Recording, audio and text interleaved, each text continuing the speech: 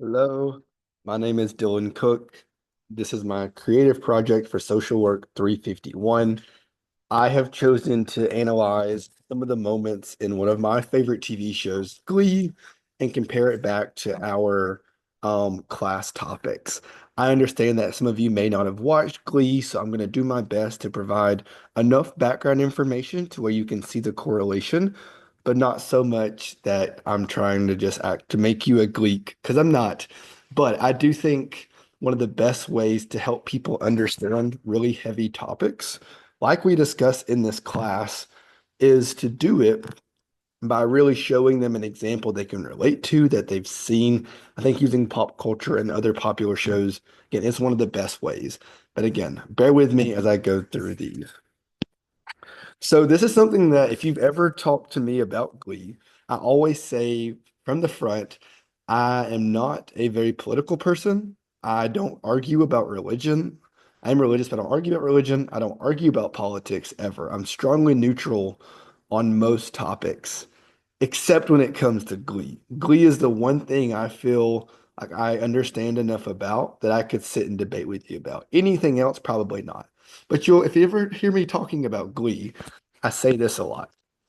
This is the quote from me. I think that Glee single-handedly tackled every controversial topic known to man, but did it so poorly that you can barely tell. So in the 6 seasons of Glee, I think the statistic I seen earlier said 243 different societal problems, situations, discussions, hot topics were discussed on this show. Really, anything you can think of, I can almost guarantee you that Glee covered it in some way, which is a really phenomenal thing to say. Some of the ways that they addressed it to me was not the best. Regardless, though, whether it was society accepted as the best, I think Glee still did a really good job of really shedding light on the issue. And whether you agreed with how Glee handled it or portrayed it, it at least made you think more about it. So I have 4 specific examples I'm going to go through, give you a little bit of background knowledge, and then tie it back to some of our course readings. So first, we have Unique. And the episode and really the topic that I really want to discuss today, it was called The Magic Bathroom. And so this is Unique on the screen. Unique comes along in many different seasons. But one of the biggest things about Unique that made them stand out is Unique is one of the first, if not the very first, openly cross-dresser on the show. So Unique is actually at one of the other schools in the beginning, and at a competition, Unique competes against the New Directions, which is our main characters in Glee. The show choir, their advisor, Unique's advisor comes out and says, do not be Unique. Unique's other name is Wade. The show director said, Wade, do not go out there as Unique. I will not have it. Unique went behind their back, put on this show. Unique sang Boogie Shoes and ended up getting MVP of the tournament. And so after that, it became a big phenomenon. And then Unique was somewhat forced to cross dress because everyone loved the new and improved Unique better. That's a little background on Unique. Unique ends up joining the New Directions later on and is a really pivotal person in the play. Later in the seasons, there is actually a twerking episode where Mr. Shu, which is the teacher you see here, is advocating for the students' rights to twerk because there has been so many dances in the past that were considered like vulgar or controversial, and they ended up being fine. So Mr. Shu was really trying to make a point. But in this, it was found out that Unique was using the women's restroom. And once the principal, which is our kind of main antagonist throughout the entire show, once Sue finds that out, Sue disbands it. And when Unique says, I would like a space where I feel comfortable using the restroom, Sue Sylvester buys Unique this porta potty, this purple porta potty with question marks all over it and says, here you go. Um, that's a little controversial for many ways. And I think that's a really exaggerated version of what would happen if a trans individual in a place maybe goes to the supervisor and says, hey, I want to have a space where I feel comfortable using the bathroom. But it really shed light in something in the 2010s that was not talked about a lot. And so one of the readings that we had in class that really kind of reminded me of this situation was calling all of the restroom revolutionaries. And so the quote that was said was, "Our concern with body theory is also evident in our insistence that bathroom accessibility is an important issue for a lot of different people. Everyone should be able to find a bathroom that conforms to the needs of their body. Everyone should be able to use a restroom without being accused of being in the wrong place. Everyone should have access to tampon dispensers and facilities for changing diapers, regardless of gender or ability. Homeless folks should have access to clean restrooms free of harassment." And I included the APA format at the bottom here. But I think Glee is really one of the first shows that showed kind of the issue with this. It started out as Unique using the women's restroom and no one really finding out. A little later, one of the heterosexual men in the show finds out and starts hooking up with his girlfriend in the men's bathroom, and it becomes this like big sex riot. And I think Glee did a really good job of showing how some people view transgender or cross dressers that want to use the bathroom of their choice by really hyperextending it and really exaggerating it. Um, so I thought that was a unique situation. Unique because, you know. So the second one is with Becky. And so the episode was called Shooting Star. Becky is a really great representation on the show. She is one of the only people that has a visible disability. She is one of the main characters throughout the entire show. And much to our surprise, until about season 4, she's really taken under Sue Sylvester's wing. As I mentioned before, Sue Sylvester is like the main antagonist of the entire show. Um, but Sue really takes Becky under her wing. And while we're kind of confused of why in the beginning, we later find out that Sue Sylvester has a younger sister with Down syndrome, and so really relates to Becky in that way. But she's a really great representation for the show. Um, there is a couple of times, in my opinion, that um, she is portrayed in certain ways that is a very trying to shed light on how people may stereotypically view individuals with disabilities. And so there's one of the episodes that happened. This was actually a school shooting episode. If you've never seen Glee, I'm so sorry, this is a lot on you. I'm trying to explain the best I can. Um, so one of the other students asks Becky what she's doing after graduation, and Becky gets really scared about not really having a plan and not really knowing what she's going to do. And so she brings her dad's gun to school and accidentally fires it, and they think it's a school shooting. Obviously, for one, school shootings is not something that you really see in the media. So I think Glee did a good job of showing the severity, showing what each of the students were thinking. Like, well, some of them were making goodbye videos, some were trying to like let out their like guilty conscience, stuff like that. Um, I do think having Becky being main, the person who caused it makes it seem a little belittling. Um, and I think it again reinforces that stereotype. In the show, they claim that Becky didn't know what she was doing. And this is a very severe thing that happened. But it kind of reminded me of the readings that we had um, that said toward ending ableism in education. And so this article talked about recently a local high school student with Down syndrome whom I had met at school assembly devoted to issues of disability rights addressed one of my classes. She stated, "There are all kinds of kids at my school, Black kids, Puerto Rican kids, gay and lesbian kids. Megan used a wheelchair, Matt's deaf, and I have Down syndrome. It's all diversity."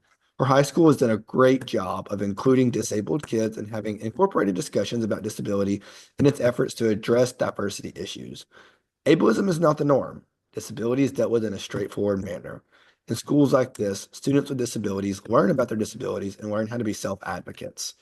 So I think it was a really great thing that Becky was included in the show. I do think there was not much opportunity for Becky as a character to really develop. It was really her character was based around her disability, which I think is something that could have been addressed more. But having that representation at all is really big, especially in the 2010s. So the third kind of situation I want to bring up happened in the second season.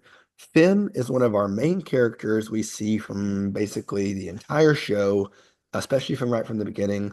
He's the football player that comes joins the Glee Club, really that full Troy Bolton moment. Um, and then throughout the show, there was not many religion episodes. Religion was a topic that was touched on, but not quite as much as other maybe identity aspects. And watching this episode early on in Glee, I still remember it feeling very strange. And I'll tell you why. So this is one of the episodes that was catered around religion. Kurt's dad, which is another person in the show, had been in the hospital over a heart attack, I believe.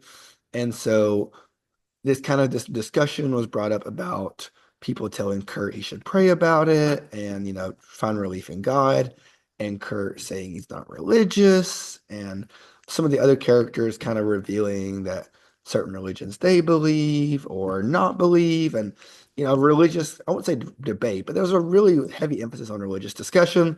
One thing the writers did really well to me is showing a healthy mix of some really religious characters while also showing many that were not. So to me, it was a good mix. You didn't feel one type of way. But Finn's character to me kind of kind of belittled religion to me. So Finn was dealing with a lot, and he made this grilled cheese. Um, I'm realizing if you've never seen Glee, you're like, what is going on here? He made this grilled cheese and felt like he's seen the face of Jesus in it. And so what he did once he saw that is he prayed for three things. I don't remember all three, but the first one was that their football team would win a game. The second one was that his girlfriend would let him touch her breast, and there was something else. And the next day, the first thing happened. And so he bagged up this grilled cheese and like was almost like worshiping, like praying to it. And then he dedicated one of his songs that he sang in Glee Club to this grilled cheese. Um, and that's not saying that people don't have the right to worship or to, place higher power in non-traditional things, but it really just felt like almost like making fun of religion. And so it was just really strange to me. And so one of the things that I tied it to in our class was this quote that said, "These discussions are not easy to have in classrooms or workshops or communities or among friends and neighbors. Discussions that touch on religious identities and beliefs are fraught with emotion and tension, especially if framed as individual instances of my religious identity and convictions versus yours or others." Um, so while I do think it was a little bit belittling, in all fairness, in the show, that's what Finn very strongly believed, and he was getting a lot of hate for it, right? He was getting many people coming up and saying like, "Why are you doing this? Like this makes no sense." Like he was really getting belittled, and it's a really nice parallel to me. One of the our readings talked a lot about, especially this one, was how if you're not in Christianity in our society, that's very common to kind of get that belittled, people not really understanding. And so to me, it was a nice parallel to that as well. So lastly, but not least, we have our main character, Sam Evans, and the episode White Chocolate. And so Sam Evans comes in season two, and he's a main character throughout a lot of the show. He plays football, but also in Glee Club, dates a lot of the Glee Club girls, very much your stereotypical male on Glee. One thing that really makes him interesting, especially in this episode called White Chocolate, for a period of time, Sam leaves the New Directions, which is the group, the show choir group that Glee is kind of centered around. And they're not really sure why. Um, Going back to our main character, Finn and Rachel, who are one of the main couples of the show, end up going to a bar one night to release some tension. And they get there and they realize it's a male strip club. Finn did not know that going into it. Rachel got really worried, but what made it even stranger, again, these are high school kids, okay? What makes it really even stranger is the first three strippers come out and do their show. The fourth stripper comes out. They announce him as White Chocolate, and it's Sam. He's in like a very small uniform, like um, obviously has no idea his classmates are there. And Rachel goes up to him with a one to try to tip him, and he gets really embarrassed, rightfully so. They didn't know Sam was going to be there. But to give you background, after the show was over, Sam kind of has this moral dilemma, but saying that he didn't really have a choice. The money was really good, and the reason he had to stop going in new directions is because he didn't have the money to do so. His family needed the money. This was really good money. But overall, the episode was really kind of idolizing this kind of work, but also kind of showing making it feel as though because Sam was in a low socioeconomic background, this was really his only choice. And I think that was kind of a nice parallel to what a lot of the readings talked about, low socioeconomic status having limited options. Again, to me, Glee, all four of these examples are very exaggerated because it's TV, but it does kind of make us think about these situations and what we would do if we were placed in them. And so the reading White Poverty from the class, a quote that I really like said, "When I was a small child, we lived in the hills without neighbors nearby. Our closest neighbors were white trash, as distinct from poor whites. White trash were different because they flaunted their poverty, reveled in it, and were not ashamed. Our hillbilly white trash neighbors lived by their own codes and rules. While they did not bother us and we did not bother them, we feared them. I never felt they feared us." And I do feel like throughout the show, because of Sam's socioeconomic status, he was really portrayed as what we might would consider white trash, your stereotypical lives in a trailer, um, a little bit uneducated, kind of these things that are very demeaning to someone. And while they were not all true of Sam, it did feel like throughout the show, that's how most people viewed him because of his background. So again, to me, Glee did a good job of kind of addressing this issue of socioeconomic status, but especially in a white male, which I think is kind of has an interesting twist of its own. So one source that I use for an external source I talk about is called The Pedagogy of Glee. And so this is an academic source. I placed it here. And it really went through a lot of the different lessons that we can learn from Glee. And so this was just four of the different kind of side characters. But there's many other lessons to learn. I really encourage you to use TV shows that you like to as a place um, to learn these different types of information. I think using something that you can relate to can make you more invested in it. And so I chose this project because I really wanted to find something I could invest in and really have concrete examples that I understood. And so I think this project's better, helps me better display the knowledge because it's something, whenever you can relate to something people know about, especially me, it makes it easier for me to understand. And so I think the content is covering really these different types of social scenarios and social justice that we see. And then some of the changes I've experienced during the semester related to this class content. To be completely transparent, as we went over a lot of the different modules in class, I think about Glee a lot and how Glee addressed this issue.